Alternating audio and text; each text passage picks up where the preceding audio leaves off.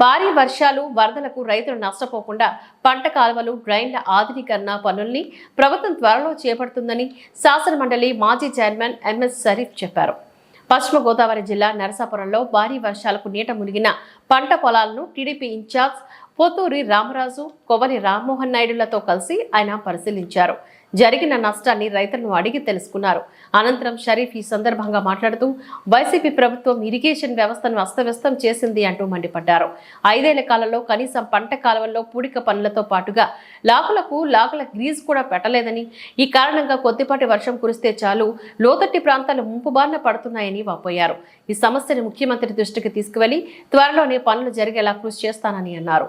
పొలాలు పండించుకోవడానికి అవకాశం ఉన్న మరి పంట కాలువ కానీ, మురుగు తీసే మురుగు కాలువలు కానీ ఎప్పటికప్పుడు ఆధునీకరించుకోవాల్సిన ఆవశ్యకత ఉంది. గత వైఎస్ఆర్సీపీ ప్రభుత్వ హయాంలో దీని మీద దృష్టి సారించకపోవటం వలన ఈరోజు వర్షాలు అధికంగా పడినప్పుడు కొన్ని ఆక్రమణలకు కూడా గురై ఉండటం మూలంగా ఆ నీరు ఏదైతే వర్షపు నీరు పై నుండి వచ్చే పంట పొలాల్లో నీళ్లు మరి పొలాల్లో ఉండిపోయి పంట పండించడానికి అవకాశం లేకుండా ఉంది. ఈరోజు నరసాపురం మండలంలో 9,000 పైచిలుకు పొలాలు ఉన్నాయి, పంట పొలాలు ఉన్నాయి. అందులో ఈసారి కేవలం 2,600 ఎకరాలు మాత్రమే ఈరోజు ఊడ్చారు, వరి చేనులకు ఊడ్చారు. దానికోసం ఏదైతే ఒకసారి చూసుకుంటే ఈ నారుమళ్ళీ అయితే 9,000 ఎకరాల్లో పైబడి వేసి ఉంటారు, ఇంచుమించుగా వేసి ఉంటారు. కొన్ని మిగిలిపోతాయి, ఎందుకులే అనవసరమని వేసి ఉండకపోవచ్చు.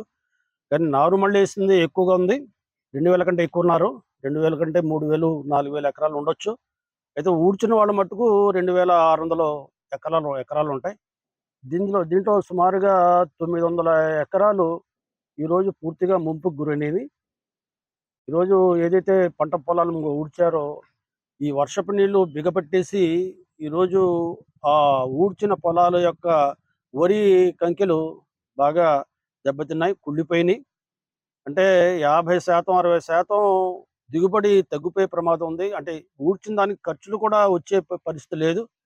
దీనికి కారణం ఈ డ్రైన్ ఆధునీకరించకపోవటం అనేది ప్రధాన కారణం రైతులు చెప్తున్నారు. పంట పొలం కొంత మెరుగ్గా ఉన్నప్పటికీ, పంట కాలం కొంత మెరుగ్గా ఉన్నప్పటికీ మురుగు కాలువలు ఆక్రమణకు గురైనాయి. కాబట్టి నీళ్లు లాగట్లేదు, బిగపెట్టేస్తుంది. కాబట్టి దీన్ని ఈ మురుగు కాలువల్ని ఆధునీకరించాలి. గతంలో తెలుగుదేశం పార్టీ హయాంలో, ప్రభుత్వ హయాంలోనే ఈ ఆధునీకరించారు. ఇప్పుడు ఈ 5 సంవత్సరాల్లో ఈ పంట మురుగు కాలువలు మరి ఆధునీకరించకపోవటం వల్ల, మరమ్మతులు చేయకపోవటం వల్ల, ఏదైతే ఆక్రమణలు ఉన్నాయో ఆక్రమణలు తొలగించకపోవటం వల్ల ఈ రకమైన పరిస్థితి, ముంపుకు గురయ్యే పరిస్థితి వచ్చింది. అంటే 9,000 ఎకరాల్లో పెట్టుబడి పెట్టి ఆకుమడేసి మరి అనవసరంగా ఊడ్చి నష్టపోయేదానికంటే అసలు ఊడ్చకుండా ఉంటే బెటర్గా మంచిది కదా అని చెప్పి చాలా పొలాలు